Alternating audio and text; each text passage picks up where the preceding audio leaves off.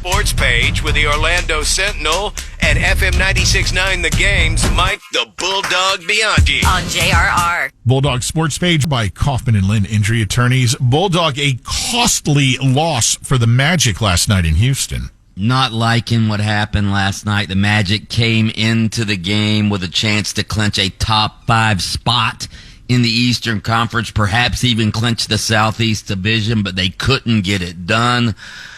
Fred VanVleet of the Rockets just torched the Magic, had a season-high 37 points. The Rockets snap a 5-game losing streak. They beat the Magic 118-106. Paolo Banchero and Jalen Suggs scored 21 each for the Magic. Markelle Fultz had 18. It wasn't enough. Franz Wagner did not play because of a sprained ankle. That's a little concerning with 3 games left. The Magic now fall into a tie for 4th place with Cleveland in the Eastern Conference, but they are only a half game ahead of 6th place Indiana, a game and a half ahead of 7th place Philadelphia, which now has a healthy Joel Embiid. The Magic, they have 3 games left: at Milwaukee tonight, at Philly on Friday, and at home against Milwaukee on Sunday. Now, obviously, you want to finish in the top 6 to avoid the play-in tournament. I'll tell you what, sadly for the Bucks, the Magic may have gotten a reprieve last night because Bucks star Giannis Antetokounmpo crumpled to the floor with a calf injury last night during a loss to the Celtics. He was holding his leg. His teammates had to help carry him off the floor.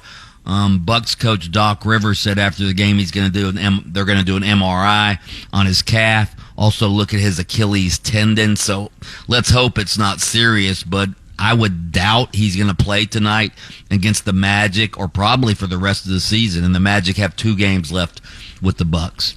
It would be. Do you guys agree with me? Obviously, before the season, just making any sort of playoff, whether it be play-in or playoffs, would have been a huge success story. But now, if they fall to the play-in, how disappointed would you guys be? Oh, that would suck. Yeah, right? Yeah. Expectations have changed, but hey, they still have 3 games left. They can still clinch a top 5 spot. So, and it's a good thing that expectations have changed. If you think about it, they're much better than we thought. So, absolutely, and they're young too. Only you realize this? I saw that they sent this stat out the other day.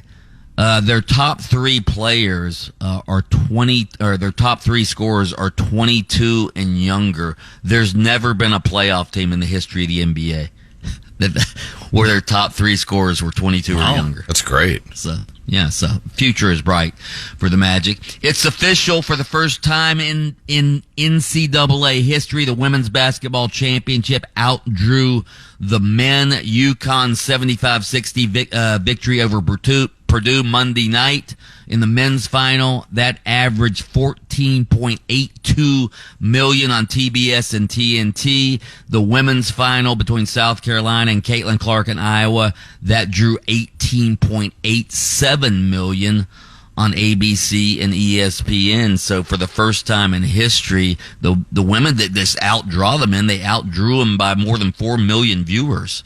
So breakthrough for women's college basketball this season, no question about it. The question is, though, will the momentum continue next season without Caitlin Clark, or will it just go back to normal? They're going to need another story. Yeah, they're going to need another big story. I don't. It's a great feel good situation to wrap up college basketball season, but it's not going to continue without. I'm sorry. What about South Carolina? Unbeaten this year. They're a story. You've got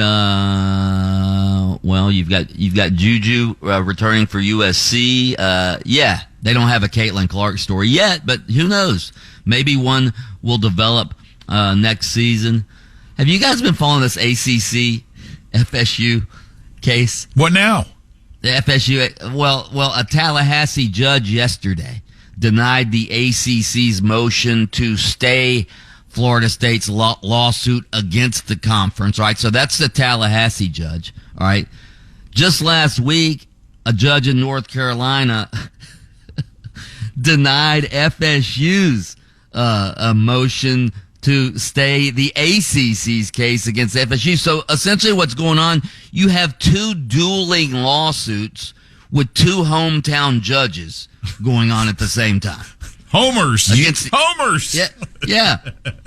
That Tallahassee judge, I don't think he had a gavel yesterday. I think he was using a flaming spear. That's fun. You know what? Here's what you need. I think to solve all this, we know that Jeff Kaufman practices in many places, including Florida and Carolina. Have Kaufman get involved. Yeah, okay. Yeah. Hey, Bulldog. Bulldog. Cheap plug. Do you know what Taco Bob is wearing right now?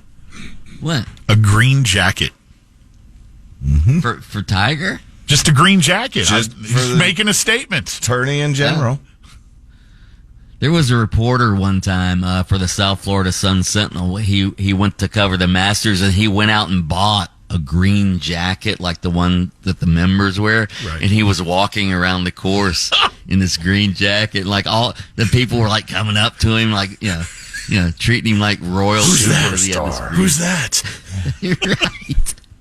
He was just some schlub reporter from the South Florida Sun Sentinel. He read a funny column about it, too. It was unbelievable. That's great. Hey, Lightning, another win last night, taking care of Columbus, 5-2. Doggy is hockey season. Steven Stamkos, 3 goals last night. I was looking at the standings. The Lightning are, they're in 4th place, but they could get to the 3 spot. Yeah. The 4 spots wild card, they could get up to the 3 spot. They should be able to beat Ottawa tomorrow night. So, anything's possible. All right, Mike the Bulldog Bianchi, host of Open Mic over on AM 740 and FM 96.9 The Game, takes time out of his show each morning to join us here on the sports page, brought to you by Kaufman and Lind.